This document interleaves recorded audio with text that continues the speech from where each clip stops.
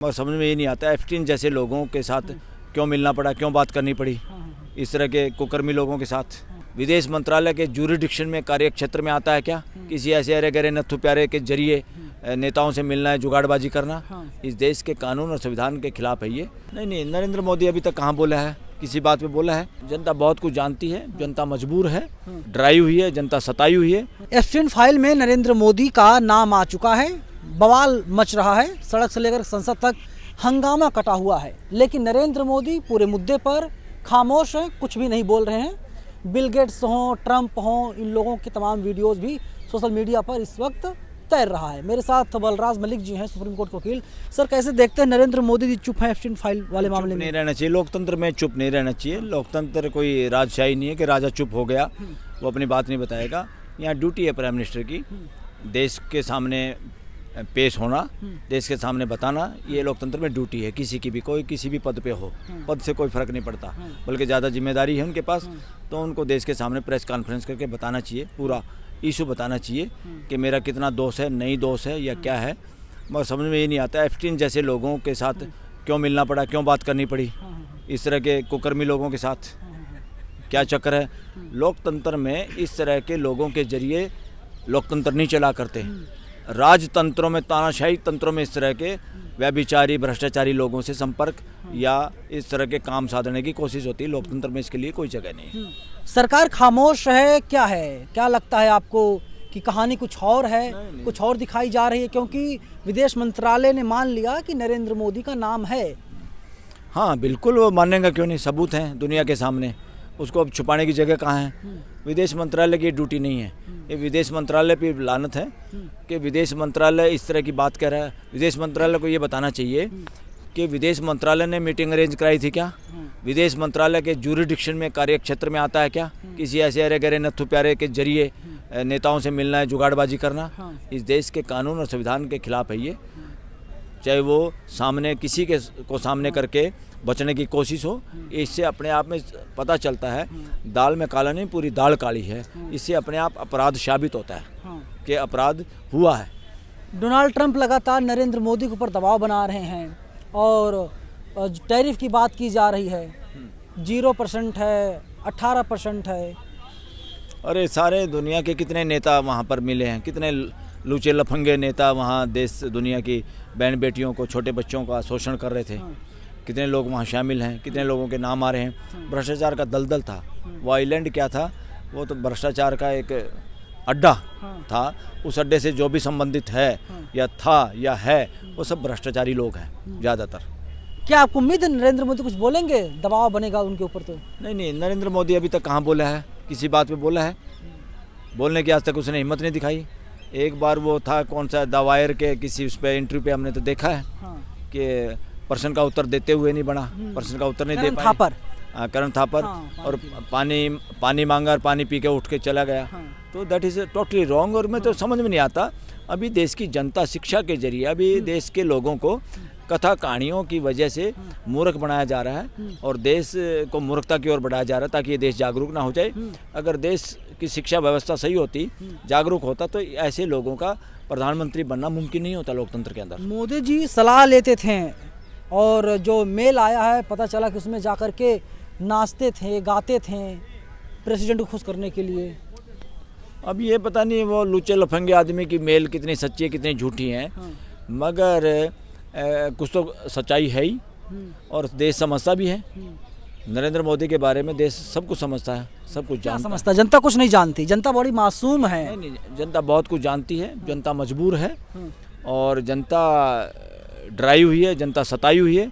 161वां number है बोलने की आज़ादी का, सब बोलने से डरते हैं। मिसयूज हो रहा है कानून व्यवस्था का और कानून को लागू करने की, पुलिस का, पैरामिलिट्री का, फौज का, हर चीज़ का, इंटेलिजेंस एजेंसी का, इनकम टैक्स ईडी का, सबका दुरुपयोग हो रहा है।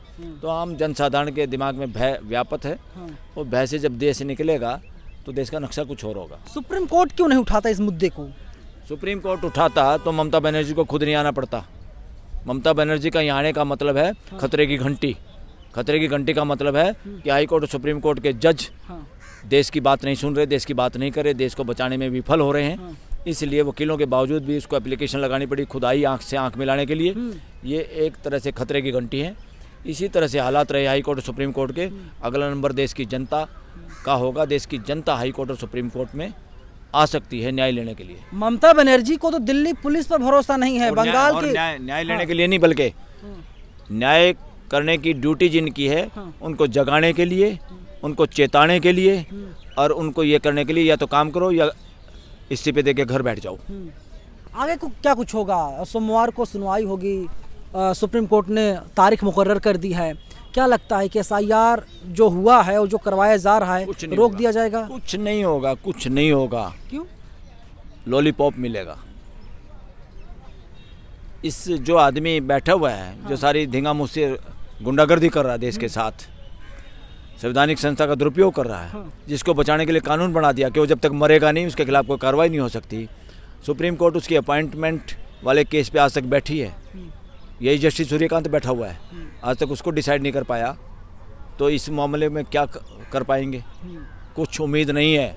स्पष्ट उम्मीद वो है कि सब कुछ लिपापोती होगी, देश को न्याय नहीं मिलेगा, ऐसा ज़्यादातर वकीलों का मानना है। मैं भी उनमें शामिल हूँ।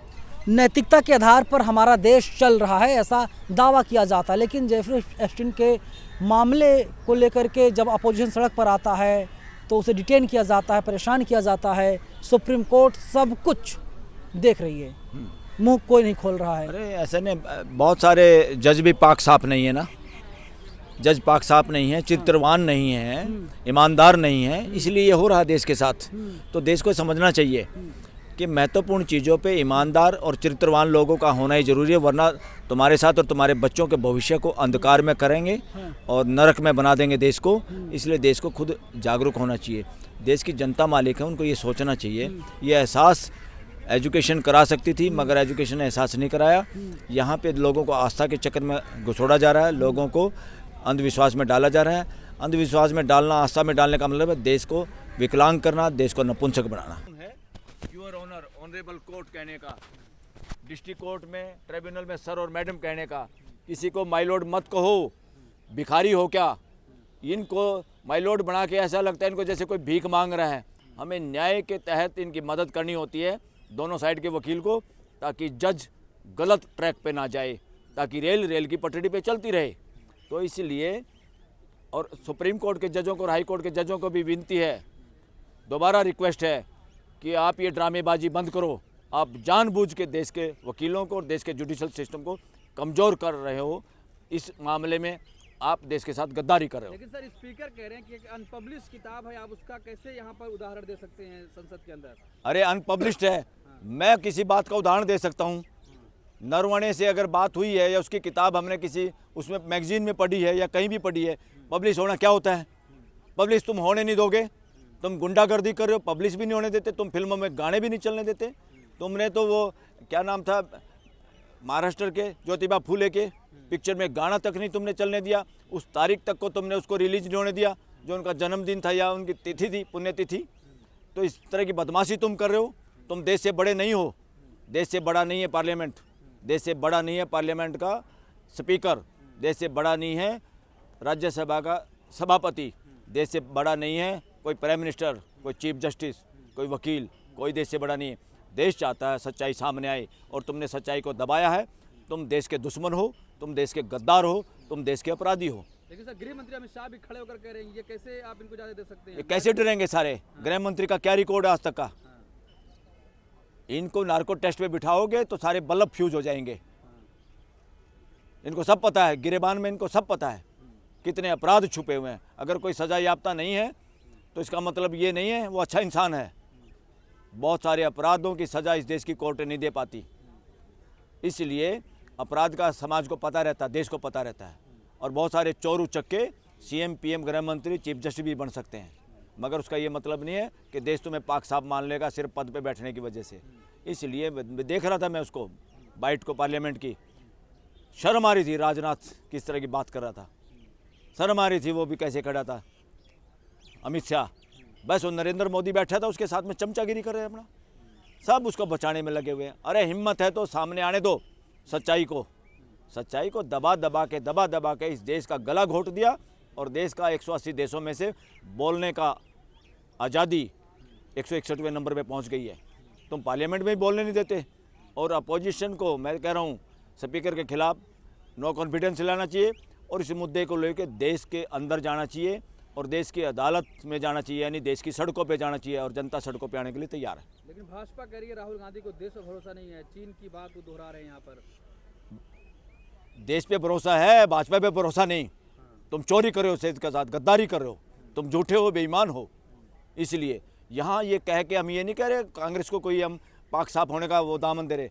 आज के दिन इस वक्त एक अच्छी भूमिका निभा रहा है राहुल गांधी अपोजिशन के लीडर की। अब उसको जनता की अदालत में जाना चाहिए और इनको सभी पार्टियों के नेताओं को मैं ये कहना चाहता हूँ, तुम सारे के सारे तुम भी जनता के चोर साबित हो जाओगे अगर तुम बैलेट पेपर से चुनाव कराने का आग्रह नहीं करोगे, उसके लिए पटिशन लेके नहीं आओगे, ये जनता के दरबार में नहीं जाओगे।